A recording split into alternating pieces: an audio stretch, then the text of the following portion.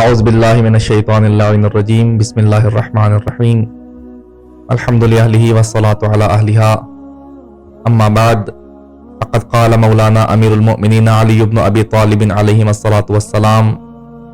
خالط الناس مخالطتا لو متم بکوا علیکم وان عشتم حنوا الیکم۔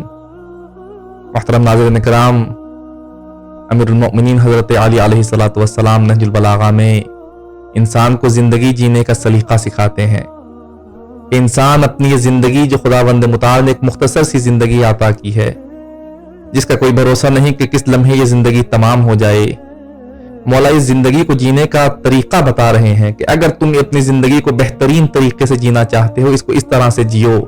کہ خالط الناس مخالطتاً، تم لوگوں کے ساتھ اپنا اٹھنا بیٹھنا اس انداز میں رکھو، لوگوں کے ساتھ اپنا رہن سہن کچھ اس انداز میں رکھو۔ ان متم بکوا علیکم، اگر تم داعی اجل کو لبیک کہہ کر خدا کی بارگاہ میں چلے جاتے ہو، تمہارا لوگوں کے ساتھ اٹھنا بیٹھنا ایسا ہو کہ وہ تمہیں یاد کر کے گریہ کرنے پہ مجبور ہو جائیں۔ وَإِنْ عِشْتُمْ حَنُّوا إِلَيْكُمْ، لیکن اگر خداوند متعال تمہیں طول عمر عطا کرتا ہے، تمہیں طولانی عمر خداوند متعال کی طرف سے دی جاتی ہے، تو تمہاری زندگی ایسی ہونی چاہیے کہ تم جتنا عرصہ زندہ رہو لوگ تمہاری دیدار کے مشتاق رہیں، لوگ تم سے دور نہ بھاگیں، بلکہ لوگ اپنا زیادہ سے زیادہ وقت تمہارے ساتھ صرف کرنا چاہیں۔ اور یہ اسی صورت میں ممکن ہے کہ جب انسان اپنا اخلاق بہترین رکھتا ہے، لوگوں کے ساتھ بہترین انداز میں پیش آتا ہے، کسی پر ظلم و ستم نہیں کرتا، ہر ایک کے ساتھ پیار سے پیش آتا ہے، ہر کسی سے محبت کرتا ہے، اس مولا کے فرمان کے مطابق وہ انسان ایک کامیاب زندگی بسر کرتا ہے۔ جتنا عرصہ زندہ رہتا ہے لوگ چاہتے ہیں کہ اس کے پاس آ کر زیادہ سے زیادہ بیٹھیں، کیونکہ یہ محبت اتنی دیتا ہے کہ لوگ اس کے پاس آ کر بیٹھنے کو پسند کرتے ہیں۔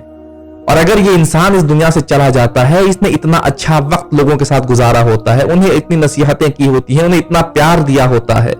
کہ اس کے جانے کے بعد وہ ان لمحات کو یاد کر کے رونے پہ مجبور ہو جاتے ہیں کہ ایک ایسا شخص چلا گیا کہ جو ہمیں اتنا پیار دیتا تھا، ہمارے ساتھ اتنی محبت کرتا تھا۔ اور انسان کی زندگی کامیاب بھی اسی صورت میں ہے کہ جب ہر کسی کے ساتھ پیار سے پیش آئے، کسی کے ساتھ نا انصافی نہ کرے، کسی پر ظلم و ستم نہ کرے۔ خداوند متعال سے دعا ہے کہ ہمیں بھی مولا کے اس فرمان کے مطابق اپنی زندگی بسر کر کے ایک آئیڈیل لائف بسر کرنے کی توفیق عطا فرمائے۔ والسلام علیکم ورحمۃ اللہ وبرکاتہ۔